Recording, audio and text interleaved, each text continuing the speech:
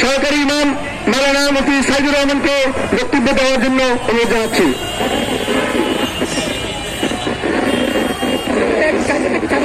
আসসালামু আলাইকুম ওয়া রাহমাতুল্লাহি ওয়া বারাকাতুহু। সম্মানিত রোজাদার ইমানি ভাইয়েরা, আমরা এখানে যারা উপস্থিত হয়েছি, আমরা সারা পৃথিবীর মুসলমানদেরকে একটা দেহের মতো ভালোবাসি কিনা? জবান খুলে বলেন, বাসি কিনা?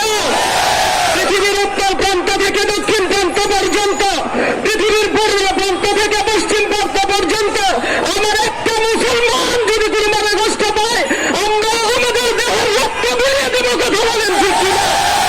আমরা ফিলিস্তিনের স্বাধীনতা চাই, আমরা ইহুদি নাসারাদের ধ্বংস চাই।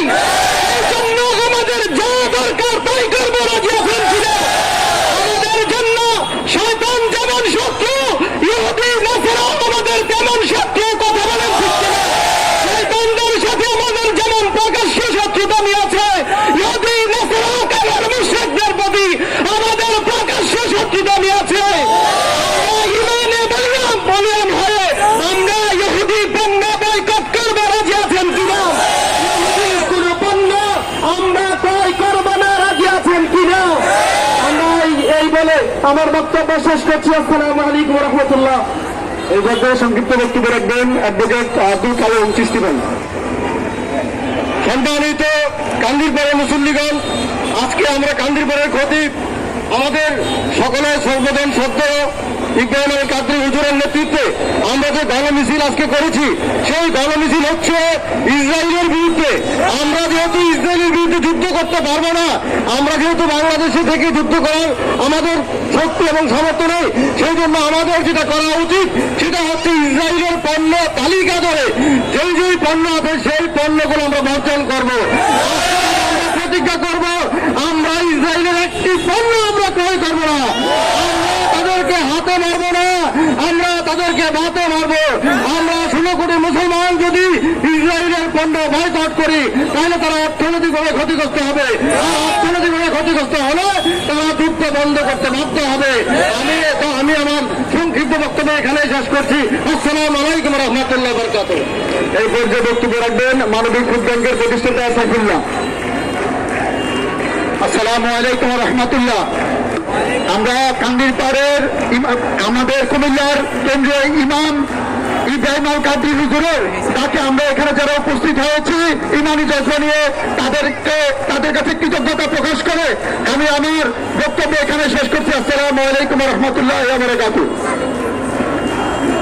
এই পর্যায়ে বক্তব্য রাখার জন্য অনুরোধ জানাচ্ছি কান্দিরপাড় ও কেন্দ্রীয় ঈদগাহ সম্মানিত খতিব হাফিজুল আলম মাওলানা মুফতি ইব্রাহিম আল কাদরি সাহেব হুজুরকে। আসসালামু আলাইকুম ওয়া রাহমাতুল্লাহি তাআলা ওয়া বারাকাতুহু।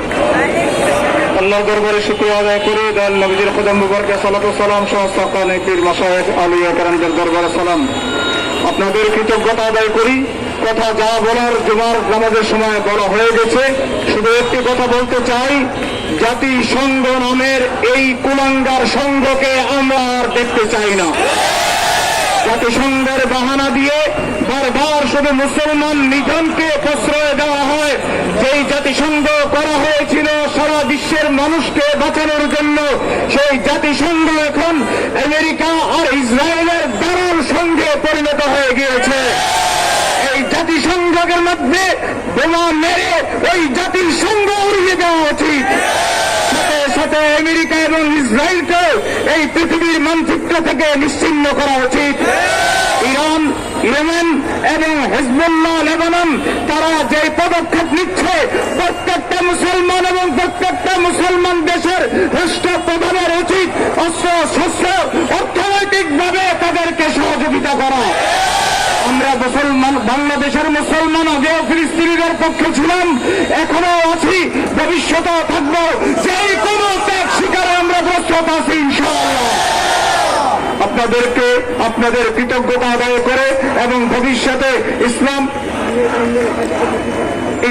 এবং মুসলমানদের জন্য যখনই কোনো আঘাত আসবে আমরা মুসলমানদের পক্ষে রাজি আছি কিনা এই সময় আল্লাহ রাব্বুল আলামিন আমাদেরকে কবুল করুক। এখান থেকে আমরা কান্দেরপুর মসজিদে যাব, আবার মিছিল করে মসজিদের সামনে দোয়া করা সুন্নাত, সেখানে দোয়া করে আমরা যার যার বাসায় ফিরে যাব। সবাইকে ধন্যবাদ। আসসালামু আলাইকুম। নারে